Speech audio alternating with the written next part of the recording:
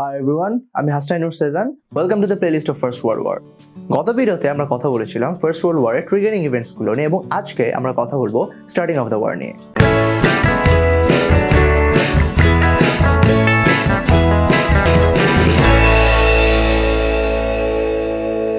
গত ভিডিওটি যেখান থেকে শেষ করেছিলাম সেখান থেকে শুরু করি। প্রথম বিশ্বযুদ্ধের আগে এবং দ্বিতীয় বলকান যুদ্ধের পরে বসনিয়া এবং হার্জেগোভিনাকে দখল করে নেয় হচ্ছে অস্ট্রো-হাঙ্গেরি, যেটি সার্বিয়ানদের অনেক অসন্তুষ্ট করে। কেননা সার্বের চেতো তাদের এথনিক মানুষদেরকে নিয়ে একটি স্লাভিক নেশন তারা তৈরি করবে। এই জেদ ধরে তাদের ভিতরে একটি অ্যান্টি অস্ট্রো-হাঙ্গেরিয়ান ন্যাশনালিস্ট মনোভাব গঠিত হয়, যেটি ধীরে ধীরে উগ্রতা লাভ করে।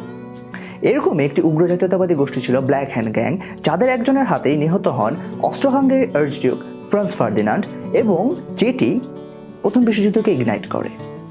Let's jump to the starting of the war now. 1914 সাল। সার্ব এবং হাঙ্গেরিয়ানদের মধ্যে খুব খারাপ একটি সম্পর্ক চলছে। এরকম একটি পলিটিক্যাল টার্মাল সিচুয়েশনের মধ্যে আর্চডিউক ফ্রান্স ফার্দিনান্ড এবং তার স্ত্রী সোফি সফরে যান হচ্ছে সারাইয়েভোতে। Because you know, in that situation, why not? এবং তাদের সমগ্র ভ্রমণ বৃত্তান্ত সেখানকার একটি পত্রিকায় ছাপা হয়। Because you know, why not? এবং তারা জার্মান কনসুলেটে একদিন যাত্রা করার পথে ঠিক করেন তার একটি ছাদখোলা গাড়ি ব্যবহার করবেন। Why not? Anyway, সেই যাত্রা পথে তাদের গাড়ি বহরের উপর বোমা হামলা করে ব্ল্যাক হ্যান্ড গ্যাংয়ের একজন নেদেলিকো কাব্রিনোভিচ। কিন্তু সে যাত্রা বেঁচে যান ফ্রান্স ফার্দিনান্ড, কিন্তু অনেক হতাহতের ঘটনা হয়।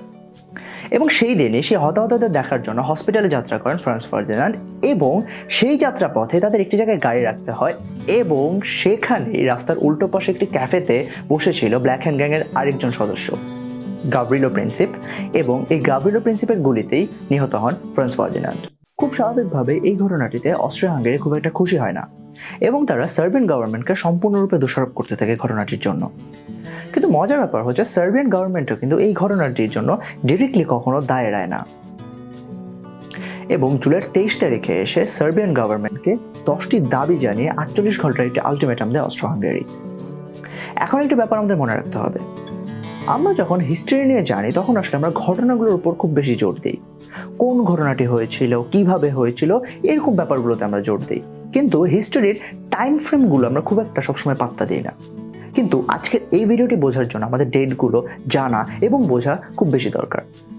যেরকম সারাইয়েভোর হত্যাকাণ্ডটি হয়েছিল জুন মাসের 28 তারিখে, এবং আলটিমেটামটি দেওয়া হয়েছিল জুলাই মাসের 23 তারিখে। মাঝে প্রায় 1 মাসের মতো একটি গ্যাপ ছিল।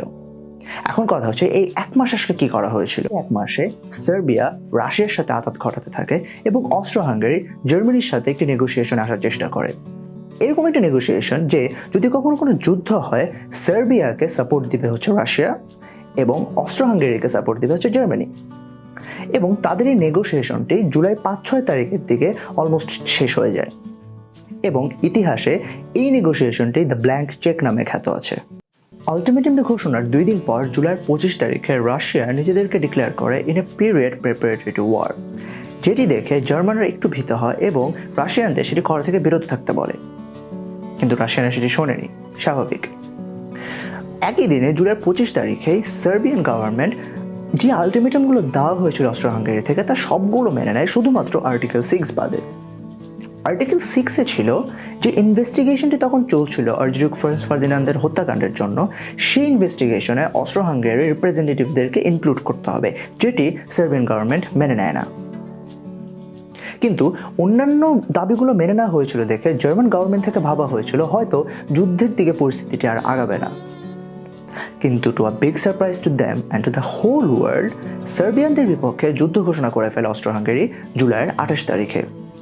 এটি এত বেশি সাডেন ছিল যে অস্ট্রো-হাঙ্গেরি নিজেদের আর্মিরাও আসলে খুব বেশি রেডি ছিল না, কেননা তাদের দেশে তখন স্প্রিং হারভেস্ট চলছিল। সেই জুলাই 28 তারিখের পরে 2 দিন পর জুলাইয়ের 30 তারিখে রাশিয়া নিজেদের আর্মিকে ফাইনালি অফিসিয়ালি মোবিলাইজ করে, এবং তার একদিন পরে অগাস্টের 1 তারিখে এসে ফ্রান্স রাশিয়ার পক্ষে যোগদান করে, এবং on the same day Germany সার্বিয়ানদের পক্ষে যোগদান করে। এবং এর 2 দিন পরে অগাস্টের 3 তারিখে এসে ফ্রান্সের বিপক্ষে যুদ্ধ ঘোষণা করে হচ্ছে জার্মানি, এবং অগাস্টের 4 তারিখে ফ্রান্সকে দখল করার জন্য বেলজিয়ামকে ইনভাইট করে, যেটি নিয়ে ডিটেলস আমরা নেক্সট ভিডিওতে জানবো। আজকের ভিডিওটি যদি আমরা খেয়াল করে থাকি তাহলে হয়তো আমরা দেখেছি যে ফ্রান্স ফার্দিনান্ডের হত্যাকাণ্ডটি ঘিরে আসলে আজকে আমাদের ভিডিওটির প্রায় পুরোটা সময় আজকে আমাদের কথা বলতে হয়েছে। এখন কথাটি হচ্ছে কেন Franz Ferdinand was a big deal in the first world war. কেন ওনার হত্যাকাণ্ডটি আজকে ফার্স্ট ওয়ার্ল্ড ওয়ারের ইগনিশন হিসেবে কাজ করেন। এটি নিয়ে জানার আগে চলুন আজকে আমাদের ফান ফ্যাক্টটি জেনে নিই। আপনাকে যদি বলি একটি জায়গার অ্যাড্রেস একই সাথে ইউএসএ ভারমন্ট এবং কানাডার কুইবেক, আপনার কাছে কেমন লাগবে? অবশ্যই আমাকে বদ্ধ পাগল মনে হবে, বাট আসলে এরকম একটি জায়গায় রয়েছে। Haskell free library and opera হাউসটি এই দুই জায়গাতে অবস্থিত, কেননা এটি ইউএস এবং কানাডার বর্ডারে অবস্থিত আছে। এর দর্শক সারি একটি দেশে এবং এর স্টেজটি আরেক দেশে। It seemed interesting to do me, I don't know about you guys. Franz Ferdinand কেন একজন বিগ ডিল ছিলেন সেটি নিয়ে কথা বলছিলাম। উনি খুব একজন ইম্পর্টেন্ট পার্সন ছিলেন, কেননা সে সময়কার কনটেক্সটে হয়তো উনি একমাত্র মানুষ ছিলেন অস্ট্রো-হাঙ্গারি অ্যাডমিনিস্ট্রেটিভ লেভেলে যার ভেতরে স্লাভিক পিপলদের জন্য একটি সফট কর্নার ছিল, এবং তিনি হয়তো একমাত্র পার্সন ছিলেন যিনি স্লাভিক মানুষদের ওপর বিগত বছরগুলোতে যে অত্যাচারগুলো হতো সেটি অ্যাকনলেজ করতেন। এবং তিনি একজন স্লাভিক নেশনভুক্ত ক্রোয়েশিয়ান একজন নারীকে তিনি বিয়ে করেছিলেন। হয়তো উনি যদি কখনো অস্ট্রো-হাঙ্গারির ক্ষমতায় যেতেন, উনি হয়তো সে বলকান অঞ্চলে যেরকম অশান্তি বিরাজ করছিল সেটি সলভ করতে পারতেন।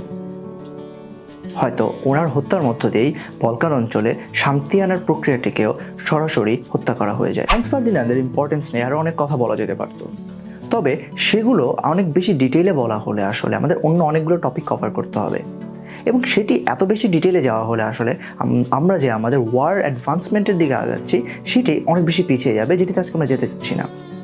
সুতরাং দ্যাটস অল ফর টুডে। আজকে আমরা কথা বললাম অ্যাডভান্সমেন্ট অফ দ্য ওয়ার নিয়ে।